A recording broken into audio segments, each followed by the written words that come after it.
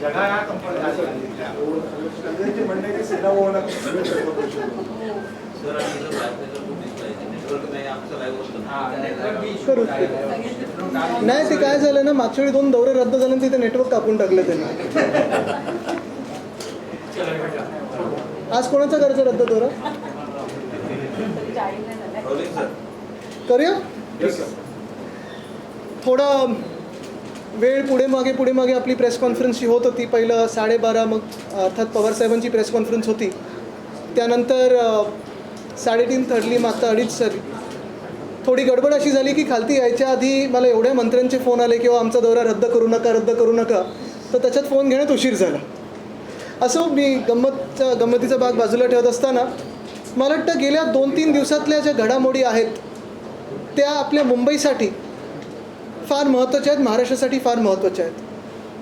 ज्या 2 बातम्या मी आपल्यासमोर ठेवणार आहे त्या दोन्ही बातम्यातून हे कळतं आणि हे दिसतं की जे आम्ही पहिल्यापासून बोलत आलेलो तेच सत्य होतं आणि सत्याचा आज मोठा विजय झालेला आहे. पहिली बातमी जर आपण पाहिली असाल तर ही आहे.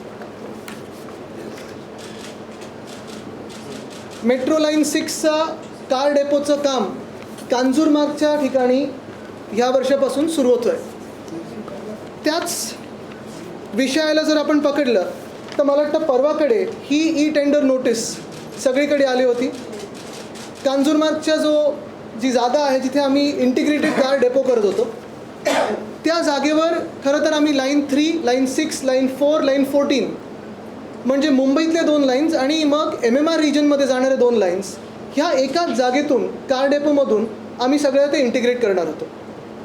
पण तेव्हा आपल्याला माहिती आहे की केंद्र सरकारने त्याच्यावर आपला अधिकार बजावण्याचं काम केलं.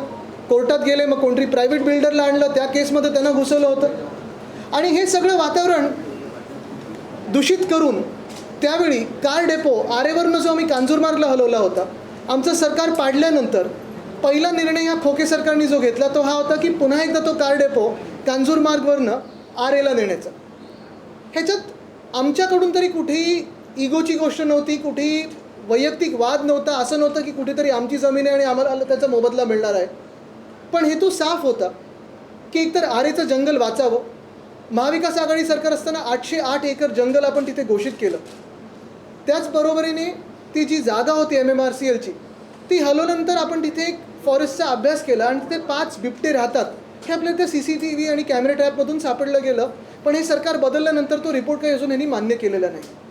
तिसरी गोष्ट आणि सर्वात महत्त्वाची गोष्ट ह्याच्यात, पर्यावरण जरी 1 मिनटं तुम्ही बाजूला ठेवलं तर हे 4 डेपो जेव्हा आपण एकत्र करतो तेव्हा 4 जागा ज्या तुम्हाला घ्यायला लागणार आहेत. मग आपण पाहिलं असेल आरेमधली जागा होती, मेट्रो 6साठी कांजूरची जागा जी आम्ही पहिल्यापासून बोलत होतो तीच जागा आता तिथेच बरोबर हे गेलेले आहेत. आणि मग 2 ठाणे जिल्ह्यात जागा ज्या मेट्रो लाईन 4 आणि 14साठी त्यांना आता विकत घ्यायला लागणार, त्याचा मोबदला द्यायला लागणार, कोणाकडून त्या जागा येणार, हा सगळा वेगळा विषय झाला. पण ह्याच्यात कमीत कमी मुंबईचे आणि महाराष्ट्राचे 10,000 कोटी वाचले असते. कारण 2,000-2,500 कोटी जर प्रत्येक कार डेपोवर खर्च झाला तर साधारणपणे 9-9.5 कोटी आपल्या ह्या कार डेपोला नुसतं विकत घेण्यात ज्या लोकांकडून ज्यांचे जागा असतील त्याच्यात जातात. ठाणे जिल्ह्यात आता मला माहीत नाही त्या जागा कोणी घेतल्यात, कोणाला त्याच्यात किकबॅक मिळणार आहे, त्याच्यात कुठचे मुख्यमंत्र्यांचे किंवा आजूबाजूचे लोकांचे काही इंटरेस्ट आहेत का, ह्याच्यात मी जाणार नाही. पण महत्त्वाची गोष्ट हीच आहे की इंटिग्रेटेड कार डेपो करत असताना महाराष्ट्राचे पैसे वाचले असते. आणि दुसरी गोष्ट म्हणजे साधारणपणे 4 कोटी जनता ही एका इंटिग्रेटेड डेपोमधून कनेक्ट झाली असती. पण आज आपण पाहत आहे की कुठेही प्रशासनावर काही पकड नसताना जे घटनाबाह्य मुख्यमंत्री काम करत आहेत, कोणाच्या तरी दबावाखालती, मग त्यांचे मित्र असतील, कॉन्ट्रॅक्टर असतील, बिल्डर असतील, मला माहीत नाही, पण 4 जागा 4 वेगळ्या डेपोजसाठी म्हणजे 4 कॉन्ट्रॅक्टर्सना काम आणि मग परत ह्याचं रेग्युलर मेंटेनन्स सर्व्हिस वगैरेसाठी परत कॉन्ट्रॅक्ट काढायचं म्हणजे 4 अजून लोकांना वेगळं काम. हे नुसतं कॉन्ट्रॅक्ट करत जर आपण पाहिलं तर ह्याच्यात आपल्या राज्याचं हित कोणी पाहत नाही आहे. तसं जर पाहिलं गेलं तर ह्या जागेवर कांजूरमार्गच्या जागेवर जेव्हा आम्ही सांगितलेलं की ही जागा आमचीच आहे, महाराष्ट्र शासनाची आहे आणि तिथे आपण हे 4 कार डेपो एकत्र आणू शकतो, तेव्हा केस कोणी केली होती? केंद्र सरकारने. गंमत अशी आहे की महाराष्ट्र म्हणून आपण भारतातच आहोत ना. केंद्र सरकार जरी कुठच्याही पक्षाचं असलं तरी एका व्यक्तीच्या किंवा काही व्यक्तींच्या इगोसाठी तुम्ही आम्हाला आड जाणार. मेट्रो जी बनत होती मेट्रो 3 ती पण खरं त्याच्यात पण मला वाटतं 50% भागीदारी ही केंद्र सरकारची आहेच. मग नक्की तुमचं भांडण कोणावर होतं? मूळ मुद्दा हाच राहतो की महाराष्ट्राबद्दल तुमच्या मनात एवढा द्वेष का आहात? तुम्ही एवढे अँटी महाराष्ट्र आणि अँटी मुंबई म्हणून का वागता? जे तुम्ही महाविकास आघाडीचं सरकार पाडलं ते अँटी महाराष्ट्र होतं. राजकीय गोष्ट जरी करायची नसली तरी आज जर तुम्ही पाहिलं तर ही कांजूरमार्गची जागा ह्याच्यावर उत्तर देताना ह्याच जुलैमध्ये श्री राधाकृष्ण विखे पाटील जे रेव्हेन्यू मिनिस्टर आहेत त्यांनी पण उत्तर हेच दिलं आहे की ती जागा जी मेट्रोसाठी आपण घेतली होती ही महाराष्ट्र शासनाचीच जागा आहे. हे आत्ता सध्या भाजपमध्ये आहेत आणि भाजपच्या मंत्री आहेत, खोके सरकारमध्ये आहेत, त्यांनी पण हेच उत्तर दिलं आहे आणि हे अधिवेशनात उत्तर दिलेलं आहे अनिल परब साहेबांना ह्या जुलैच्या सेशनमध्ये की ही जागा आमचीच आहे. म्हणजे एकच गोष्ट ह्याच्यातून कळते की जे महाविकास आघाडी सरकार म्हणून आम्ही पाऊल उचललेलं की इंटिग्रेटेड कार डेपो करायचं, महाराष्ट्राचे पैसे वाचवण्याचं, पर्यावरण जपायचं, ते योग्य होतं. आणि आज नुसतं आम्ही बोलत नाही तर हे खोके सरकार पण आमचा निर्णय होता त्याच्यावर शिक्कामोर्तब करत आहे की होय ती जागा कांजूरमार्गची ही महाराष्ट्र शासनाचीच होती. त्या केसेस विड्रॉ झाल्या, चुकीच्या झाल्या, त्यांनी काय केलं मला माहीत नाही, पण केसेस आज गायब झालेल्या आहेत. कोर्टात हा आता हे चालत नाही आहे, बंद झाले कोर्टमध्ये केस आणि ही जागा आता ती मेट्रो 6ला देतात. माझी आज परत एकदा स्पष्ट मागणी असणार आहे ह्या खोके सरकारला जे आत्ता निर्णय घेत आहे की आज जर ही जागा तुम्ही कांजूरमार्गची जागा जर मेट्रो 6साठी घेत असाल, तुम्ही मेट्रो 3 RAची तर वाट लावतच आहात, जंगल कापत आहात, तिथे तुम्ही आता बांधायला सुरू केलेलं आहे, पण अजूनही मेट्रो 4 आणि 14साठी जी जागा तुम्ही विकत घेणार आहात तिथे पैसा न खर्च करता, पैशाची उधळपट्टी न करता तुम्ही एकाच जागेतून करा. कारण कार डेपोला जाते कधी मेट्रो बोगी? महिन्यातून एकदा, 3 महिन्यातून एकदा सर्व्हिसिंग मेंटेनन्ससाठी, प्रत्येक रात्री काही जात नाही. तर तुम्ही अजूनही हे पैसे वाचू शकता महाराष्ट्राचे आणि कॉन्ट्रॅक्टर्स कमी करू शकता. आज पुन्हा एकदा मी मागणी करतो आहे की सगळे कार डेपोज तुम्ही कांजूरमार्गला न्या, कमीत कमी लाईन 6, लाईन 4 आणि लाईन 14चे तरी तुम्ही नेले पाहिजे. दुसरी मोठी बातमी जी आज मला पेपरात दिसली आणि ते पाहून पण आनंद झाला ते म्हणजे जानेवारीपासून आपल्याच माध्यमातून मी दुसरा विषय घेत होतो तो म्हणजे रस्त्याच्या घोटाळ्याचा. आपल्याला आठवत असेल 14 की 15 जानेवारीच्या आसपास मी पहिली बैठक आपल्या माध्यमातून घेतली आणि पहिली ही बातमी जनतेसमोर आणली. त्याच्यात आपल्याला प्रत्येकाला मी दाखवलं होतं की हे 5 कॉन्ट्रॅक्टर्स त्यांना कसं ह्या कॉन्ट्रॅक्टमध्ये आणलं गेलं, त्यांनी जिंकले कशी बिड्स आणि सरासरी 8% ह्यांना फायदा कसा होत होता, तेही किंमत वाढवल्यानंतर, ते झाल्यानंतर अर्थात ते 8% ह्या सरकारला कमी करायला लागले कारण आपण प्रेस कॉन्फरन्स घेतली त्याच्यातून ते लोकांसमोर आलं. पण दुसरं म्हणजे ॲडव्हान्स मोबिलायझेशनसाठी 625 कोटी जे होते ते आपल्या माध्यमातून मी हा विषय सतत घेतल्यानंतर 625 कोटी देखील म्हणजे जे प्रॉफिट होणार तर 400 कोटीचं आणि 625 कोटी साधारणपणे 1000 कोटी आपण ह्या मुंबईचे वाचवले. हे वाचवल्यानंतर तरी देखील आपण दबाव त्यांच्यावर टाकत होतो की जे तुम्ही भूमिपूजनं 18 जानेवारी 2023ला केली होती त्याचं पुढे काय झालं. जानेवारीमध्ये प्रेस कॉन्फरन्स घेतली, फेब्रुवारीमध्ये घेतली, मार्चमध्ये घेतली, अधिवेशनात हा विषय घेतला, एप्रिलमध्ये विषय घेतला, मेमध्ये घेतला आणि मेमध्ये मला एक यादी आली BMCकडून. ती यादी ही आहे. साधारणपणे मी पुन्हा एकदा आपल्या सर्वांसाठी आणि मुंबईच्या जनतेसाठी सांगतो की जे वर्किंग सीझन असतो रस्त्यांसाठी तो 1 ऑक्टोबर ते दुसऱ्या वर्षाचा 31 मेपर्यंत असतो. ही यादी मला 31 मेला मिळाली होती. साधारणपणे 50 रोड्स प्रत्येक वॉर्डातले आणि एकसुद्धा रोड पूर्ण झाला नव्हता. सगळे सेफ स्टेज म्हणजे अर्धवट, पण पाणी तुंबणार नाही, पाणी तर तुंबलंच, जो घोळ व्हायचा होता पावसाळ्यात तो झालाच, पण एकसुद्धा रस्ता हा पूर्ण केला नव्हता. आज बातमी ही आलेली आहे की मुख्यमंत्र्यांच्या मर्जीतील कंत्राटदारास नोटीस. ही लोकसत्तेची बातमी आजची. म्हणजे जे मुख्यमंत्र्यांचे कॉन्ट्रॅक्टर्स आवडते जे मी सतत सांगत होतो ते आज ह्या बातमीतून पण कळलेलं आहे. तसंच मला वाटतं टाइम्स ऑफ इंडियामध्ये पण बातमी आलेली आहे. पण दक्षिण मुंबईतले शहरातले रस्ते ज्या मोठ्या पॅकेटमध्ये एका कॉन्ट्रॅक्टरला गेलेले, परत एकदा मी कॉन्ट्रॅक्टरचं नाव घेणार नाही, पहिल्यापासून घेतलं नाही 5 कॉन्ट्रॅक्टरचं नाव, कारण कॉन्ट्रॅक्टरचं आपलं देणं घेणं नाही. मी हा लढा कॉन्ट्रॅक्टर्सच्या विरोधात नाही, कारण कॉन्ट्रॅक्टर्स तुम्हाला कामाला लागतातच, पण हा लढा ह्या सरकारमध्ये जो 100% भ्रष्टाचार चाललेला आहे त्याच्या विरुद्ध आहे. मुख्यमंत्र्यांतल्या मर्जीतली म्हणजे नक्की काय हो, त्यांनी निवडलेले कॉन्ट्रॅक्टर्स जसेही असतील तसे. पण आज त्या शहरातल्या कॉन्ट्रॅक्टरला नोटीस गेलेली आहे 15 दिवसाची टर्मिनेशनची नोटीस की आम्ही तुम्हाला रद्द का करू नये. मला जे सांगण्यात आलं, काही अधिकारी मला सांगत होते त्यांची नावं घेत नाहीत, नाही तर त्यांनाच नोटिसा निघतील किंवा त्यांच्यावर धाडी पडतील. पण त्यांनी पण सांगितलं होतं की पावसाळ्याच्या आधी पण ह्या लोकांना नोटिसा जाणार होत्या, पण कुठच्या तरी कोणीतरी नातेवाईकांनी वगैरे काही सेटलमेंट केलं असेल आणि CMOतून फोन आला होता की हे आता कॉन्ट्रॅक्ट रद्द करू नका. पण आज आपण पाहतोय की दक्षिण मुंबईतलं कॉन्ट्रॅक्ट हे रद्द होण्याच्या मार्गावर आहे. आता 2 गोष्टी येऊ शकतात. 15 दिवसाची नोटीस असते, कदाचित 15 दिवसात सेटलमेंट होईल आणि ही नोटीस मागे घेतली जाईल, किंवा नाही तर ह्या कॉन्ट्रॅक्टरवर कारवाई होईल, पेनल्टी भरायला लागेल आणि ब्लॅकलिस्ट होतील. मूळ प्रश्न हाच राहतो की जी मी पहिल्या दिवसापासून सांगतोय की हा घोटाळा आहे, घोटाळा आहे, घोटाळा आहे. आज सिद्ध होतं आहे की हा घोटाळा आहे आणि मुख्यमंत्री महोदयांना जे घटनाबाह्य आहेत त्यांना काम करता येत नाही. जे प्रशासक बसलेत त्यांना पण मी विनंती करतो, माझ्यासोबत इथे 2 माजी महापौर बसलेले आहेत, कधीतरी ह्यांना पण विचारत जा, कारण 25 वर्ष मुंबई जी सांभाळलेली आहे ती ह्या सगळ्या नगरसेवकांनी आणि महापौरांनी सांभाळलेली आहे. आपण गेले 2-3 वर्ष जो काही प्रशासक म्हणून काम करता, गेले 1.5 वर्ष आणि त्याच्या आधी म्युन्सिपल कमिशनर म्हणून, कुठेतरी ह्या लोकांचा एक्सपिरियन्स तुम्ही हाती घेतला पाहिजे. कारण हे जसं झालेलं आहे तसंच प्रत्येक रस्त्याचं होणार आहे. आज तारीख काय हो? 13 ऑक्टोबर. बरोबर आहे, म्हणजे 1 ऑक्टोबरला जी रस्त्याची कामं सुरू व्हायला पाहिजे होती ती झाली आहेत का? नाही झाली आहेत. म्हणजे जर आजपासून कामं जर सुरू झाली नाहीत रस्त्यांची, तर तुम्ही कामं सुरू करणार कधी आणि ती संपवणार कधी? बरं, नवीन कामं कधी घेणार? आता हे जर कॉन्ट्रॅक्ट रद्द झालं तर मग तुम्ही ह्याच मोठ्या कॉन्ट्रॅक्टरना देणार की जे जुने कॉन्ट्रॅक्टर मुंबईत काम करत होते त्यांना तुम्ही देणार? आणि हे सगळं करायला तुम्हाला टेंडर शॉर्ट नोटीस जरी काढली तरी 2 आठवडे तरी द्यायला लागतील. म्हणजे जाणार हे काम नोव्हेंबरपर्यंत, टेंडर उघडेपर्यंत डिसेंबर उजाडणार. पुन्हा एकदा तीच स्टोरी होणार की जे मागच्या वर्षी झालं ते ह्या वर्षी होणार, की 2 वर्ष अशी जातील मुंबईची जिथे रस्त्याची कामं झालीच नाही आहेत. का?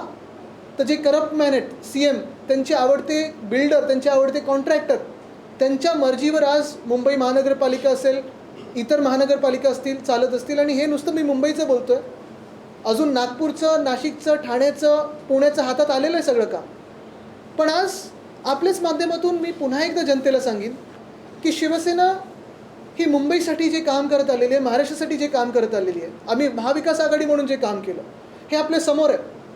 काही बारकाई आम्हाला पण माहिती असतात, कारण गेले अनेक वर्ष आम्ही या मुंबईच्या कामांमध्ये नीट जपून जोपासून काम करत आलेलो आहोत. रात्री अपरात्री आम्ही मुंबईचे रस्ते इन्स्पेक्शनला बघायला गेलेलो आहोत. आणि जिथे आम्ही सांगतो की हे चुकीचं होतं आहे, ह्या घटनाबाह्य सरकारने थोडं तरी ऐकून घ्यायला पाहिजे. जर त्यांच्या मनात घोटाळा करायचाच असेल तर करू शकतात. कर्नाटकाचं सरकार आपण पाहिलं, 40% सरकार होतं. आज मुंबईमध्ये, महाराष्ट्रामध्ये जे खोके सरकार चाललं आहे त्याचा जन्मच खोक्यातून झालेला आहे आणि 100% करप्ट सरकार आपल्या डोक्यावर बसवलेलं आहे.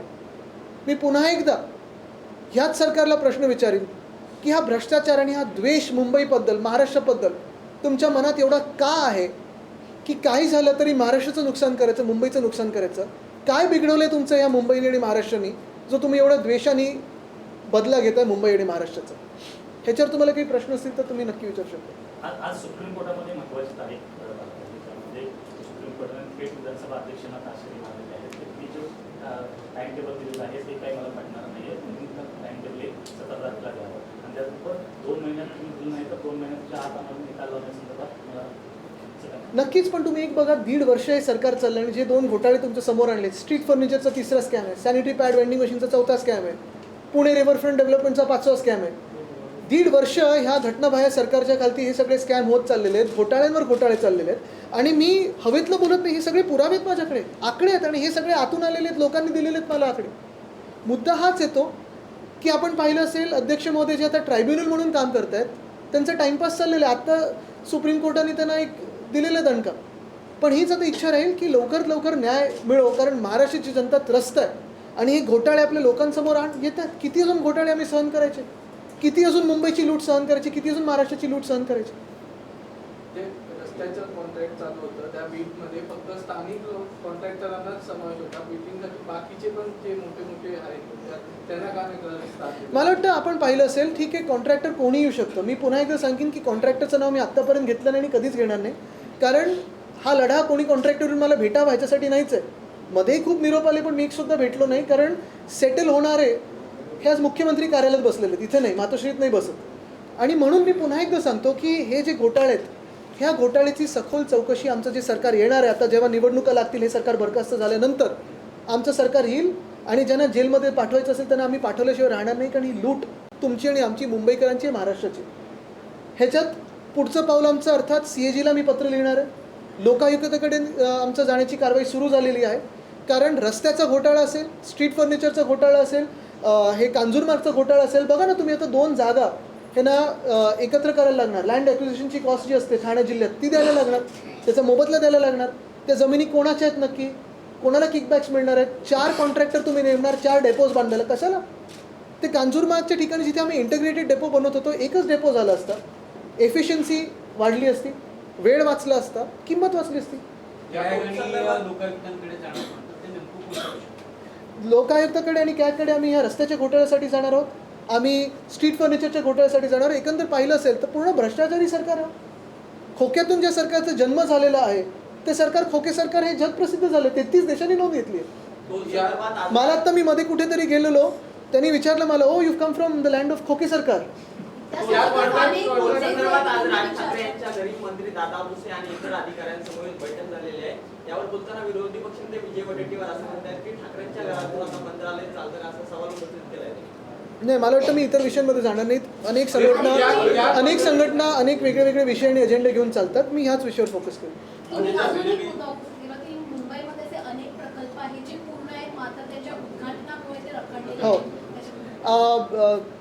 धन्यवाद, आपण हा विषय घेतलात. कालच मी ट्विट केलेलं, नवी मुंबईमध्ये मला वाटतं 3 की 4 महत्त्वाचे प्रकल्प आहेत. मेट्रोपासून कितीतरी वर्ष रखडलेले प्रकल्प जे आत्ता 4-5 महिने होऊन पूर्ण झालेले आहेत. मला वाटतं एक बातमी अशी होती की मेट्रो जूनपासून तयार आहे, तरी पण घटनाबाह्य मुख्यमंत्र्यांची वेळ मिळत नाही. ते सतत दिल्लीला जात असतात. मी त्यांना विनंती करीन की एक समारंभ दिल्लीत तरी ठेवा, एअरपोर्टला उतरल्यानंतर बटन दाबा आणि उद्घाटन करा. पण किती वेळ थांबायचं लोकांनी? आणि मूळ मुद्दा हाच येतो ना की ही इन्फ्रास्ट्रक्चरची कामं आहेत, फ्लायओव्हरची कामं आहेत. तुम्ही बघा, हल्ली बाथरूम पण जर आम्ही बनवले तर आमचे मोठे फोटो लागतात. कशाला? आम्ही जनतेचे प्रतिनिधी आहोत, पण पैसा पण हा जनतेचाच असतो. ठीक आहे, आमचं फलक लागू शकतं, पण तुम्ही वेळेत जर केलं तर ठीक आहे, रिबिन कटिंग करा, फटाके फोडा, जे काही करायचं करा. पण तुम्हाला वेळ नाही आहे म्हणून उद्घाटन होणार नाही आणि जनता त्रस्त राहणार, जनता अडून राहणार. हा कुठचा न्याय झाला?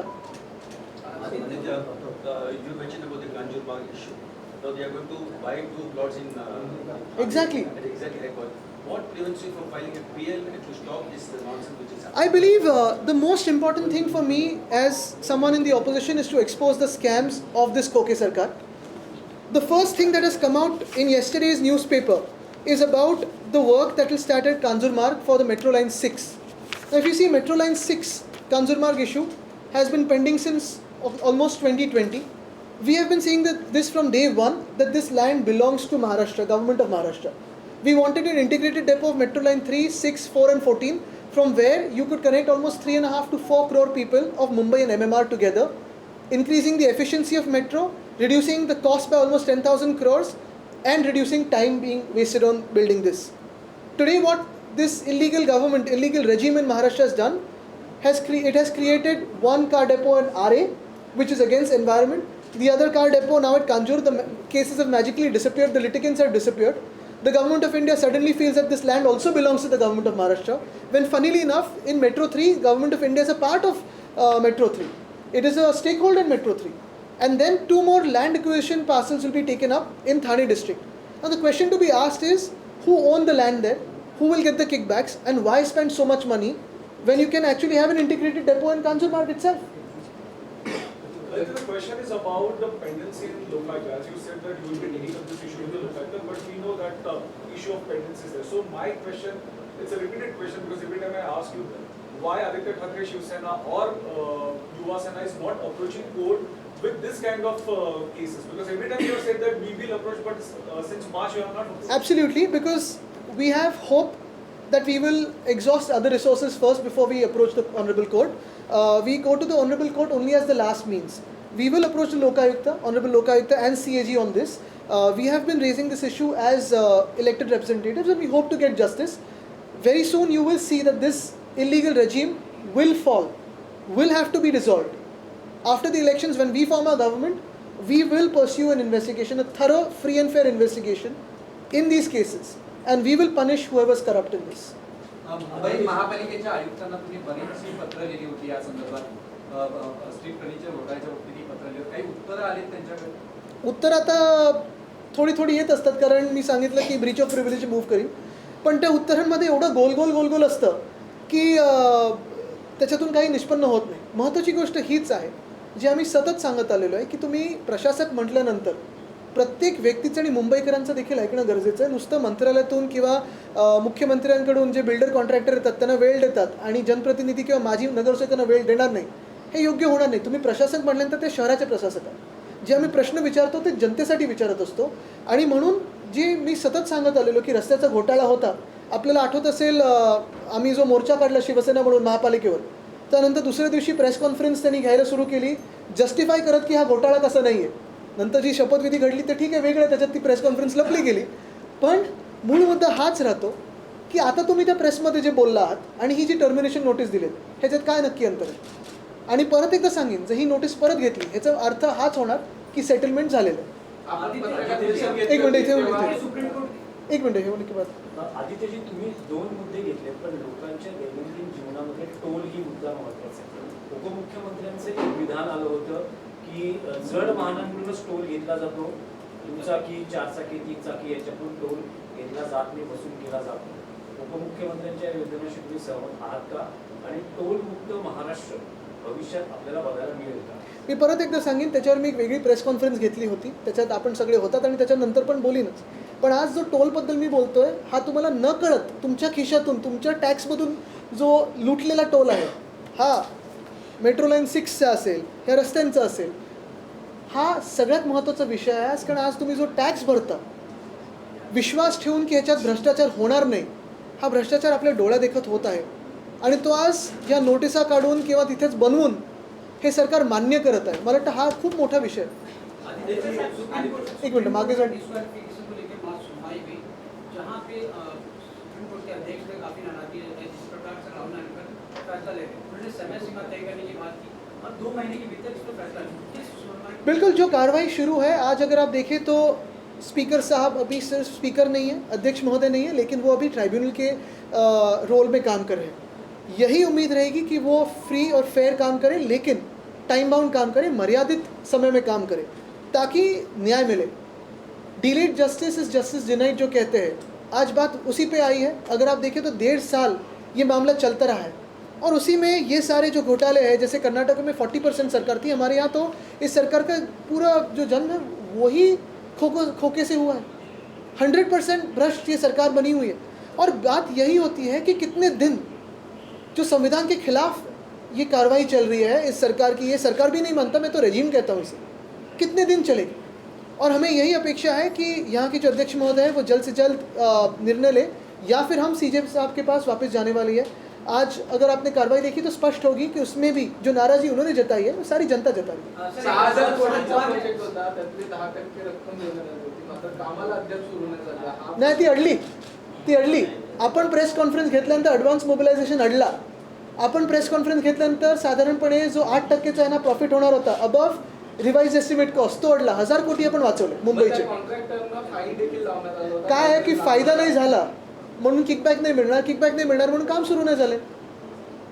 पण तुम्ही विचार करा, स्वतःच्या स्वार्थासाठी मुंबईचे रस्ते रखडून ठेवणं हे किती योग्य आहे. मुंबई महापालिकेची संदर्भातला प्रश्न आहे. मुंबईच्या सुशोभीकरणासाठी ज्या ठिकाणी पद्धती आहेत तिकडे ॲडिशनल लिमिट सुद्धा लावले जातात, पण आपल्या सरकारच्या काळामध्ये कोळसा जो होता त्याचा प्रश्न उपस्थित झाला होता. आगामी काळामध्ये हे जे लिमिट ॲडिशनल लावले जाते त्यामुळे मुंबईवरती वीज पुरवठा किंवा वीज निर्मितीचं संकट येऊ शकतं. त्याच्यावर हातात जे काही पेपर आलेले आहेत त्याच्यावर आपण प्रेस कॉन्फरन्स घेऊच, कारण हे ब्युटिफिकेशनच्या नावाखाली जो मोठा घोटाळा झाला आहे आणि हे G20चा पण, ते सगळे कागदपत्र हातात आलेले आहेत. त्याच्यावर लवकरच आपण बोलू.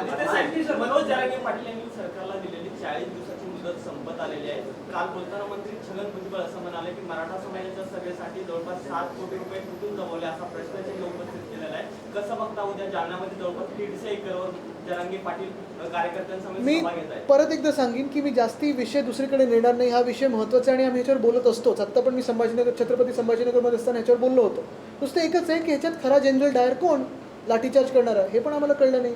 खारघरचा रिपोर्ट सादर झाला आहे, समोर कधी येणार. पण आज मी परत एकदा विनंती करेन आपल्याला की हे 2 महत्त्वाचे विषय आहेत. कारण मी जे काही आधीपासून, म्हणजे एकतर विषय कांजूरचा आम्ही महाविकास आघाडी सरकार असल्यापासून, आणि दुसरं म्हणजे ह्या जानेवारीपासून आम्ही ओरडत आलेलो आहे आणि मी आपले आभार मानतो की आपण पण तेवढंच ह्याला वेळ आणि स्पेस देत आलेला आहात. कारण हा विषय जरी हे वरती घराघरा फिरणारे मुख्यमंत्री असतील, मंत्री असतील, त्यांच्या दुनियेत खुश असतील कॉन्ट्रॅक्टर्सच्या आणि बिल्डर्सच्या. हे विषय आपल्याला रोज भेडसावणारे विषय आहेत. हे विषय आपल्या टॅक्समधून विषय होणार आहेत. हे विषय आपल्याला खड्ड्यात घालणारे विषय आहेत आणि म्हणून हा विषय खूप महत्त्वाचा आहे.